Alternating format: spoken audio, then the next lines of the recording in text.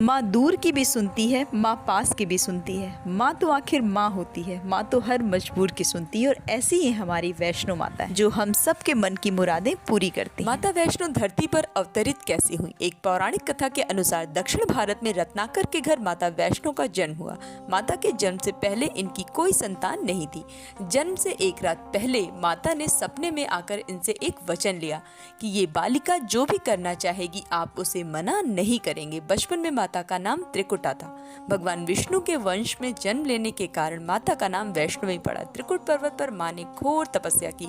बाद में माता का शरीर 3 दिव्य ऊर्जा महाकाली, महालक्ष्मी, महासरस्वती में विलीन हो गया और माँ के यही तीनों रूप पिंडी रूप में वैष्णो माता के मंदिर में विद्यमान। अगर आप भी इस पावन धाम में दर्शन के लिए जाना चाहते हैं तो इस वीडियो में आपको आज पूरी जानकारी मिल जाएगी। ये भारत का दूसरा ऐसा मंदिर है जहां पर सबसे ज्यादा श्रद्धालु आते हैं और दर्शन के मामले में तिरुमला वेंकटेश्वर मंदिर सबसे पहले नंबर पर आता है। तिरुमला वेंकटेश्वर मंदिर पर भी मैंने एक विस्तार में वीडियो बनाई है जिसका लिंक मैंने कॉमेंट बॉक्स में डाल दिया है। माता वैष्णो का ये मंदिर जम्मू के कटरा से लगभग 12 किलोमीटर दूर स्थित है। समुद्र तल से इस मंदिर की ऊंचाई 5200 फीट है और ये मंदिर 24 घंटे दर्शन के लिए खुला रहता है। आप भी क्वालिटी वीडियोस देखने के शौकीन है तो चैनल को सब्सक्राइब जरूर कर दे क्योंकि ऐसे आगे भी आपको और अच्छी वीडियोस देखने को मिलती रहेंगी। माँ के दर्शन के लिए 3 गुफाएं हैं पर जो सबसे पुरानी गुफा है वो बंद ही रहती है क्योंकि वो इतनी पतली है कि श्रद्धालुओं को दर्शन करने में बहुत ज्यादा समय लग जाता था।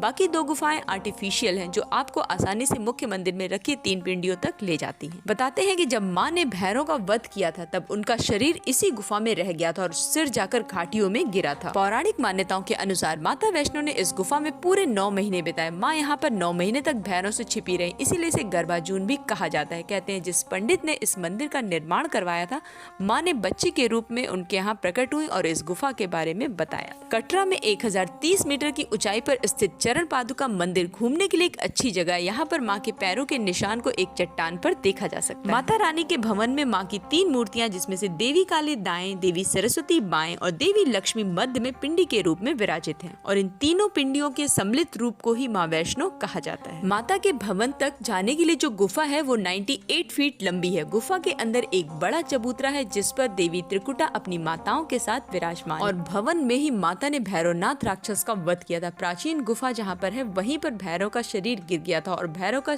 सिर लगभग 3 किलोमीटर दूर जाकर गिरा जिसे हम भैरवनाथ मंदिर के नाम से भी जानते हैं। माता के भवन तक पहुंचने के लिए लोग कटरा से ही पैदल चढ़ाई करना शुरू कर देते हैं। भवन तक करीब 13 किलोमीटर और भैरव मंदिर तक 14.5 किलोमीटर की दूरी है। वैष्णो माता के मंदिर के बारे में एक चीज बहुत ही प्रचलित है कि कहा जाता है कि ये ऐसा मंदिर है कि यहाँ आप तब तक नहीं जा सकते जब तक माता रानी का बुलावा ना आ जाए। देश दुनिया से लगभग 1 करोड़ लोग दर्शन के लिए यहाँ पर हर साल आते हैं। माता वैष्णो की महिमा के बारे में एक कहानी बहुत ही प्रचलित है। माँ वैष्णो मंदिर की कहानी और महिमा के बारे में माना जाता है कि करीब 700 साल पहले मंदिर का निर्माण पंडित श्रीधर ने किया था। वो एक ब्राह्मण पुजारी थे। उनकी पत्नी माता रानी की परम भक्ति। एक बार श्रीधर को माँ सपने में दिखाई दी।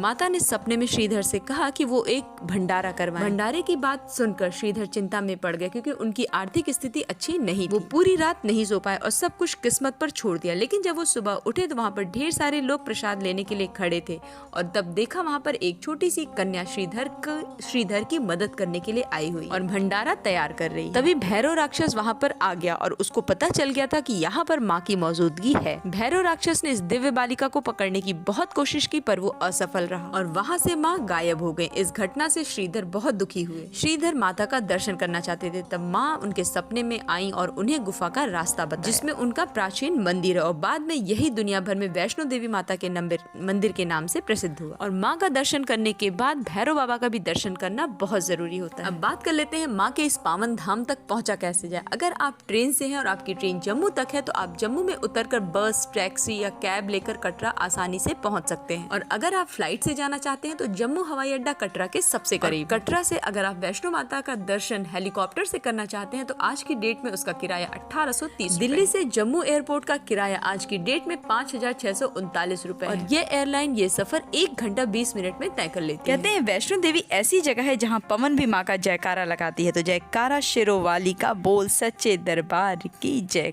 वीडियो कैसी लगी कमेंट सेक्शन में जरूर लिखिएगा। ऐसे और भी अच्छे कंटेंट देखने के लिए चैनल को सब्सक्राइब करना बिल्कुल भी ना भूलें।